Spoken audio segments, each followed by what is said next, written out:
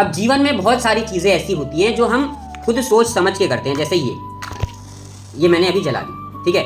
अब इसी मोमेंट पे अगर मुझे छींक आ जाए गलती से, तो क्या वो छींक का आना मैंने अपने मन से प्लान करके किया या वो अपने आप हुआ?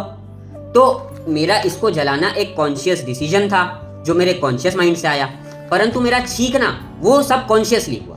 और कहा जाता है कि छींकना सही होता है क्योंकि हमारे अंदर की I should say bacteria, virus वगैरह वगैरह है वो बाहर निकलता है। तो कहीं ना कहीं सब कॉन्शियस माइंड ने मेरे अंदर की जो चीजें हैं मुझे बिना पता चलने दिए उनसे फाइट कर लिया, है ना।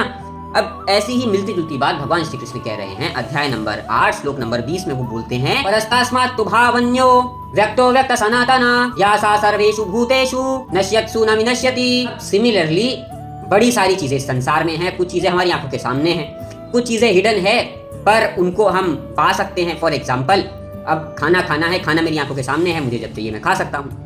परंतु जब पढ़ाई की बात आती है तो वो जो ज्ञान इस यूनिवर्स में है वो मेरे अंदर कहीं छुपा है। तो जब मेरी बुद्धि एक्टिवेट होती है उसको ग्रहण करने के लिए ज्ञान के मार्गदर्शन से, तो मैं उसको ग्रहण कर पाता हूँ और वो ज्ञान जो अव्यक्त है वो व्यक्त हो जाता है मेरे अंदर। अब ऐसे ही सबकॉन्शियस और कॉन्शियस माइंड है। अब इसी में एक लेयर नीचे जाएं अगर, तो ये व्यक्त और अव्यक्त जो चीजें हैं ना ये नाश हो जाती है।